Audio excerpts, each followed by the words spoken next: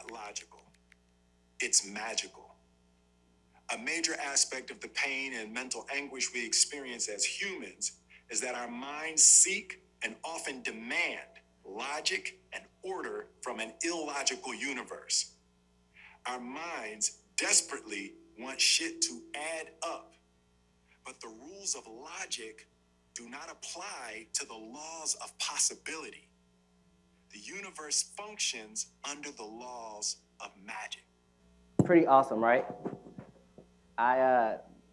Will's book was the best thing I've listened to this year. I looked at it when you first get an audio book, and I saw that it was about 16 hours. I was like, oh, this will take me about 2 weeks, to do. I was trying to budget my time, et cetera. And literally couldn't put it down. If you came to the gym, I was listening to it on my way into training sessions and in between training sessions until I finished the book. And when I heard that particular quote, I was like, I have to buy the book so I can actually see those words on paper. So it was pretty, so today we're talking about the word now. When Jamie gave me the opportunity to look at some words, now jumped off on the page for me. I'm a trainer by trade, so I'm talking to people all the time about something that they have a goal towards where they want to get to, right? Whether it's weight loss, putting on muscle, whatever. But when you're ready to get started, and there's always that lull, I get started. Give me a call tomorrow. I want to call you like now. I want to sign you up now. I want to bring you to the gym now. So I looked at this word, and I was like, I want to play with this word. And when I listened to that in the book, at the time, I knew that I'd be speaking on now. And I was like, this is the absolute perfect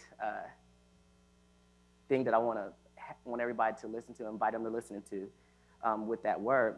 It precedes the story where Will had to audition for the Fresh Prince of Bel-Air at a party.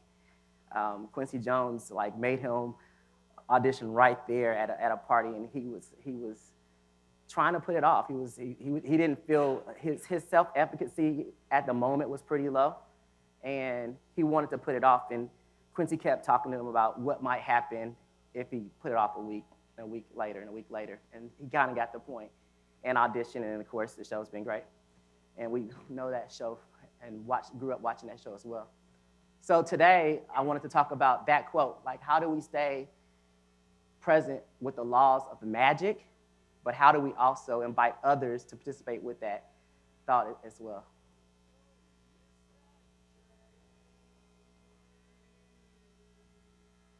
And so I know two things from this picture, for sure. I know that Chris Rock is not experiencing magic, right? I know that, and I also know that even in this present moment, Will isn't experiencing it. He's not experiencing magic, but also I don't think that he is completely present with the moment. I brought Mr. Rogers with me today for us to watch him and talk to us about what we do with the mad that we feel inside. Toys don't have feelings. Blocks of wood don't either. But people do. And sometimes people use toys in their play about their feelings. For instance, do you ever use your toy to help you with your angry feelings? What do you do with the mad that you feel when you feel so mad you could fight? When the whole wide world seems oh so wrong, and nothing you do seems very right. What do you do? Do you punch a bag? Do you pound some clay or some dough? Do you round up friends for a game of tag, or see how fast you go? It's great to be able to stop when you've planned a thing that's wrong, and be able to do something else instead and think.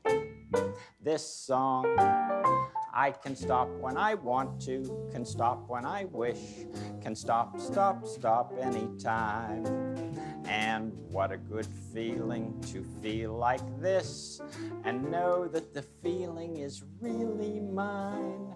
Know that there's something deep inside that helps us become what we can.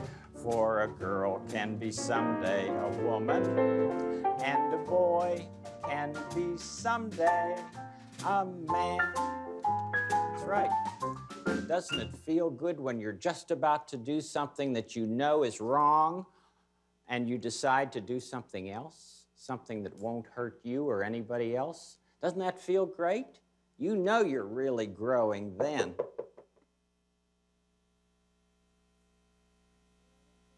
So imagine a gym or a world where when you go into that gym, it helps your brain develop better, helps you make less poor decisions. Imagine what that would be like, or what that could be like. Did you know Vander Kolk introduced PTSD as a disorder of not being present? I've been asking people that in the gym this week, so just kind of let that sit in a little bit. I want to talk about ways that we can heal trauma, different ways that people try to interact with trauma through the gym or through fitness and wellness, and talk about these 3 different models. All have good things, and I think we can use them all, but the body is a traditional method. A lot of people, when they're trying to heal from something, they may want to come in and hit a boxing bag, and that's fine. Lift weights, running, you get a good increase of good hormones in the body and lessen the poor ones. Cortisol, like release, so you get rid of like some of those bad toxins in the body when you're exercising. And that feels good mentally.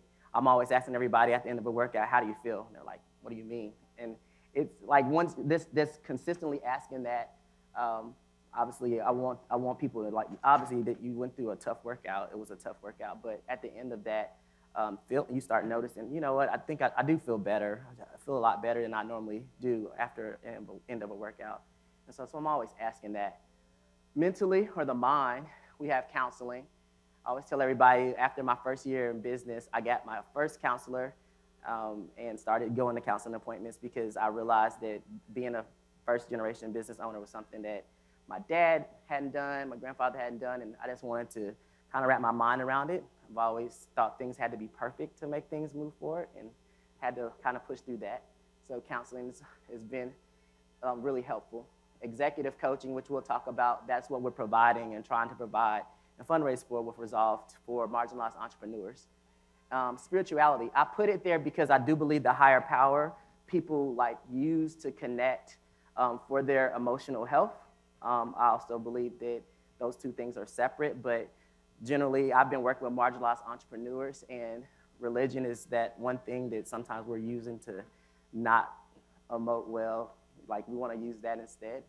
I'll have a resource at the end of this talk, but Peter Scazzaro in Emotionally Healthy Spirituality talks and says that individual, I see Reverend over there looking at me, individual can not grow spiritually without growing emotionally. And he kind of goes through that in this book, and I feel like that's something that I would agree with as well. And so we have that mental model and the mind model. And then the last model is the one that we'll talk mostly about, and it's mind and body. So taking something like a meditation that you went through this morning and using it to get centered, that helps rewire the patterns of the brain. So we'll be talking about the brain a lot in neuroscience of trauma. Yoga, and for Synergy Coach and or Resolve, we're using trauma-informed as our practice, so we'll talk about that and what that means.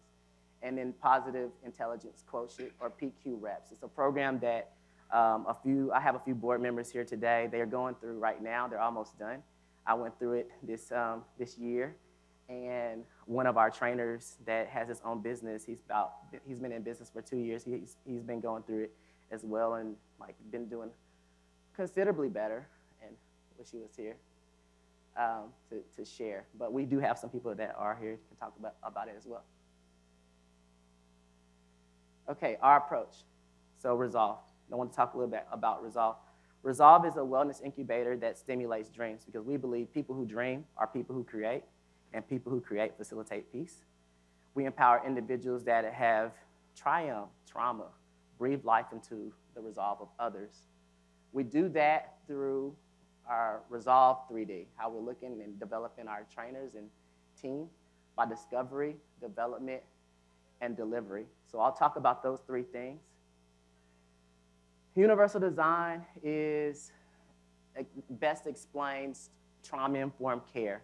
And I've used this example a lot. When you go to the grocery store, there's a sliding door that's there, and that sliding door has to be there by law. And that sliding door, and I'm looking at an architect, that sliding door has to be there by law.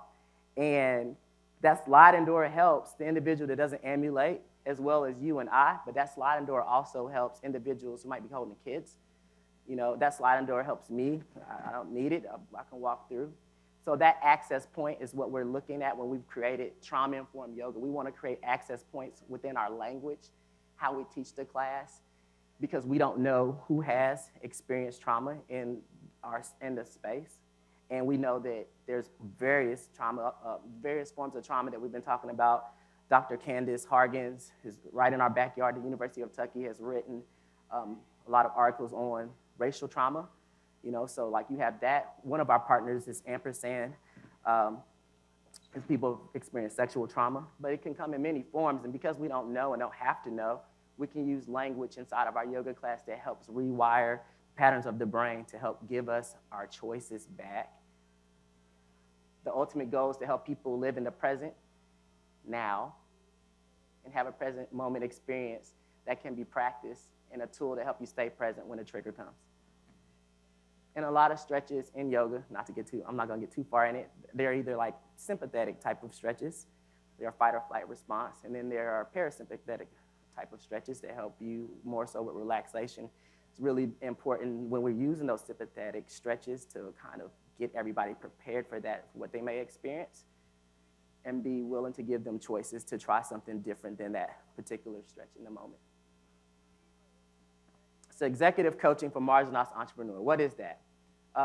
We talked about executive coaching at the very beginning. I've had an executive coach. So at one point, we should meet my counselor on Monday and meet with my executive coach on Tuesday. So I would tell everybody on Monday I cried, and then on Tuesday I got to work. So the executive coach uses tools, and these different tools that I've used over the years have helped shape how I've developed myself, but then also how I invite others into that world where we're creating space for each other.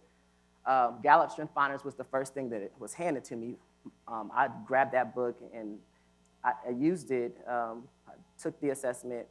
I got 5 talents, and then I try to work on developing those talents. And I was using that before I met my executive coach. But after meeting her, we use Energy Leadership Index, which just talks about our energy levels. And then the one I will be talking about today is positive intelligence and how we've used it and what we've seen so far. And then lastly, mentorship and leadership development is something huge. Amy talked about leadership development this morning, and I can't say enough about Leadership Lexington and leadership development programs and how much they are very impactful in connecting us, but also helping shape us. So the difference between an executive coach and a counselor. I put Synergy Coach's 4 core values, education, accountability, community, and self-awareness up there to just kind of talk about the difference of what I share and talk about inside of sessions. So like when I'm talking to my executive coach, I may have someone in our organization that might not be like aligning with the values of the organization, or maybe, and I'm just trying to figure out, talking to my coach, like, okay, how am I not serving in this moment to help individuals align with the core values? Am I not seeing something correctly? And she, generally for a while, she'll ask me how I feel about things, and then she'll, be assessing me, and then she'll give me options to engage with that particular challenge in the moment. And then counseling, obviously, is more of a collaborative effort. So I feel like with executive coaching, not to make it sound too bad, you kind of get more of a swift kick, and to get something done. And then counseling is more of a collaborative effort between the counselor and the client. Generally talking about self-esteem and promoting behavior change. So I think that hopefully I've made a clear distinction between those 2 particular things. I think executive coaching for me is more so how am I showing up? How is my energy with my team? These outcomes I've been looking at a bunch of research articles because I love the research in neuroscience of trauma. But these outcomes are outcomes from the PQ gym that I told you I would share with you about and the things that we've been doing with it. This increase in self-awareness, self-management, social awareness, and relationship management. And I'll tell you how. Prior to the pandemic, our board members met, and one of the last things we did before we knew the world was going to shut down, right, Andrew, was we came up with 4 core values for this health incubator: acting with grit, building community with respect and joy, provide a path for growth and opportunity, and investing in emotional intelligence. So in everything we do, and as we saw all the things that we went through in the world, we also saw a need for what we were doing, even as we speak. And so we know that our first value, acting with grit, in the discovery process is very much a hard space. But there have been times since I've started with regard to the idea of coaching individuals and helping them with their business development where I should have did this had I known better, and I tried to do it in different ways. So at first, it was just handing somebody a Strength Finder book and finding out their 5 talents, and then I would be puzzled if they weren't showing up with those 5 talents. So it is a harder thing to do, but we feel like it is baseline before we get into, say, I want you to draw me up a pro forma. There's going to be some feelings attached to that if you don't know much about business. And so we feel like this is a good place to start. What we have been doing that I'm mostly excited about, is this program with Positive Intelligence. And what we do is we start with an assessment. And the author of Positive Intelligence says there are 10 different ways that individuals can self-sabotage themselves, generally. And you find out what your saboteurs are. And the goal is you have a PQ score, which is a positive intelligence quotient. And the quotient is the makeup of our saboteurs and our sage muscles. And so saboteurs, like my major saboteurs, are controller and avoider.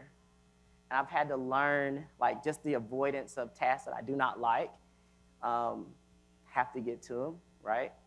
I got a good team that pushes me towards some of those nitty-gritty tasks that I just don't want to do. But this particular, to the right, the gold shade is actually my phone. And I'm in a program where I have this app, and I get to see where I'm at with relation to my sage muscles. Sage muscles come from more of the creative side of your brain. So excited to have the Creative Morning crowd out to talk about this. But explore, empathize, navigate, innovate, activate. These are things that can be solutions for any challenge that we have. But sometimes the volume on those muscles are turned down because naturally, depending on like where pain happened before, you generally are going to operate with your saboteurs. So for me, controller, as a business owner, like I am outcome driven. And I've had to learn in the moment that you are outcome driven, but the person you're talking to has feelings, and you have to center yourself in that conversation to really get, looking out for them and looking out for outcomes. There's a way that you can do that. And we looked at Will Smith earlier. He talks about voices in his head in his book, and that's why it was crazy just to see that happen. And I think that for us, I've learned, just in healing, like healing is not that linear path that we think. It might look like that, but there's going to be the ups and downs. There's going to be the Oscar moments, but there's also going to be the slapping moments too, right? And so the goal, in listening to him talk, if you've all listened to the book, if you're not, go listen to it and tell me what you think. I think that his saboteurs will probably be victim. He just has this sense that he wants to be loved. And pleaser. He learned how to be a pleaser he grew up in an abusive home. His dad was would beat his mom and them, and he worked towards entertaining his father and entertaining individuals so that he could stay out of trouble and keep everybody else out of trouble. So that saboteur it's protective. So you use it and you have used it to protect yourself, but it also can sabotage you from getting further. He actually used a great talent that he learned to grow, obviously, as an actor, and he was able to use it, and he's been able to use it pretty well, I say. But that's my report. Even after being 6 weeks in, and then maybe like, I did the program for 6 weeks, and afterwards, I've been like 10 weeks out. This is how far I've gotten with regard to the sage muscles, and so still got some work. So development, we talked about discovery. Development, that's where Synergy Coach is in. Synergy Coach turns 10 years old. Synergy Coach is my first business. It turns 10 years old this September, and we are very much still in development phase. We're not there yet, but we are on our way. Resolve as a nonprofit, we're kind of ramping back up again. We're in discovery, so we're still learning about our team. We're still learning. They have like 2 more weeks, I think, in their Saboteur Positive Intelligence program. And so we're just kind of learning who each other are on that end. This is Synergy Coach's Strength Finders report. So this is like all of my executive team and a lot of my trainers. And Strength Finders, you get 5 talents, and you're trying to develop them into strengths. We look at executing, influencing, relationship building, and strategic thinking. And like it'll have everybody 1 through 5 talent, but we also can kind of quantify like our low end is actually influencing. Like we have 14% influencing talent for our team. So I have to spend time with our team talking about sales system. Like this is how we invite people to the gym. This is what I do, and we're kind of running that right now. But also realizing we believe that the more we're able to expose our trainers to the saboteurs, they'll be able to improve with regard to each one of these strengths and be there with those strengths and those talents more consistently. So that's really the major goal from it.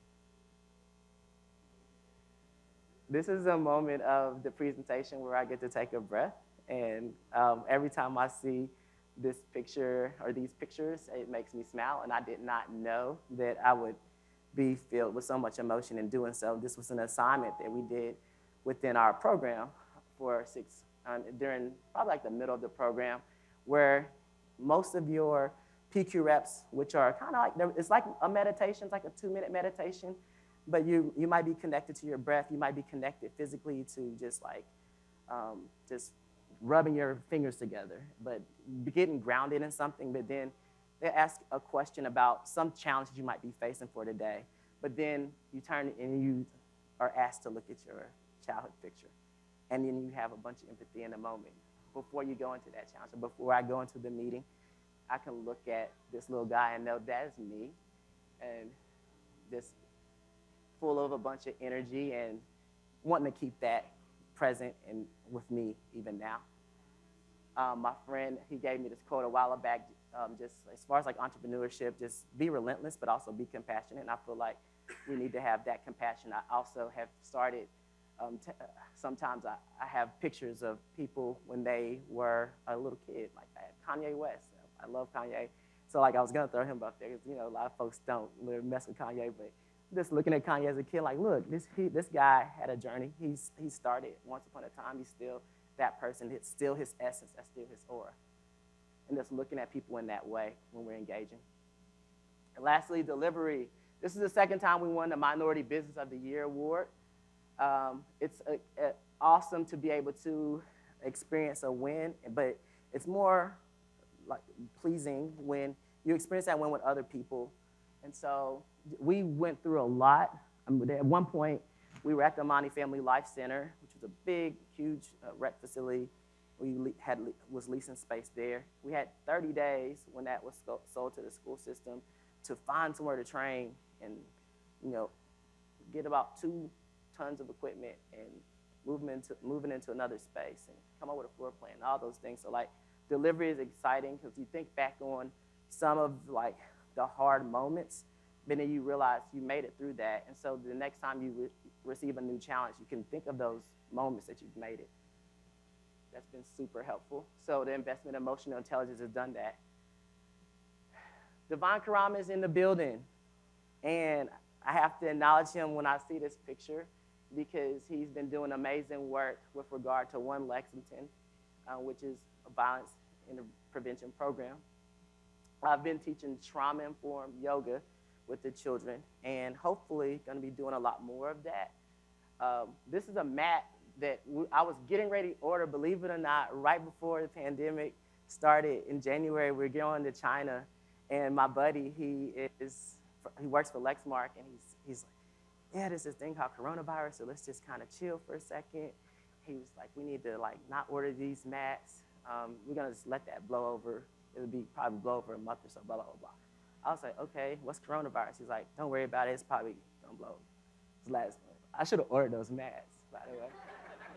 Yeah.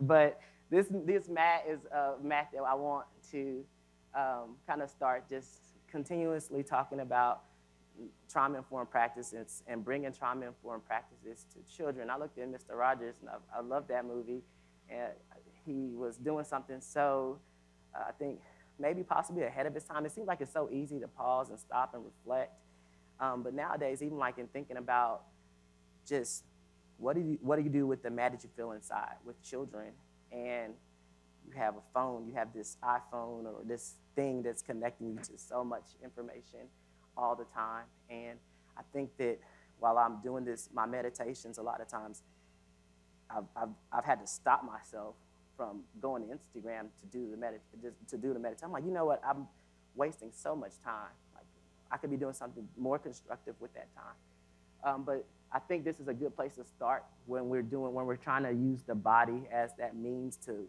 communicate to individuals. When we lay them on the mat and start talking to them about thinking about their actions, controlling their emotions, or acknowledging their feelings and practicing mindfulness.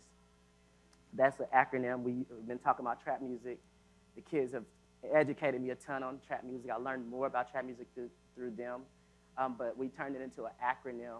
And sometimes we're going to be playing neo-soul music, but we want that acronym to be embedded, but we also want to make sure that the curriculum that we create enforces those things and helps our children become more mindful. There tomorrow, they could be the individuals that help push this movement where you come to a gym and you invest in your mind and the gray matter developing, where the more creative aspect of your brain is growing, and where you're stressed, we're seeing a decrease in where you're stressed in your brain that controls that portion of your body. And so thank you. Thank you for the opportunity to coach those children. And we took some pictures when they came by the spot, and these are also pictures these pictures give me more joy.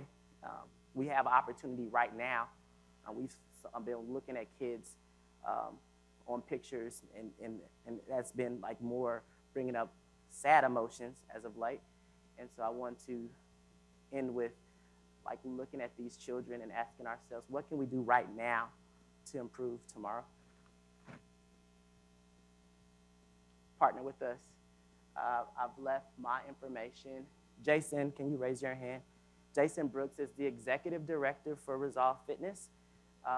He's been keeping me in line, which I'm super thankful for. And Strength Finders, one of his 5 is developer. So he's a drill sergeant. He keeps me together. I really appreciate you. When you do talk to him today, ask him about the Saboteur program, but also talk bad about him because he missed his 5 a.m. workout. Courtney McCarty is our president. She is a new mother and couldn't be here this morning. And her information is on there as well. Please, partner with us, however, there are ideas that you may have. If you have questions about what we're doing and how we're doing it, and have interesting ways that we possibly can collaborate, we're open and we're welcome to that. I just ask that you try to shoot as much of that information to Jason, and we'll make it happen. Thank you. Thank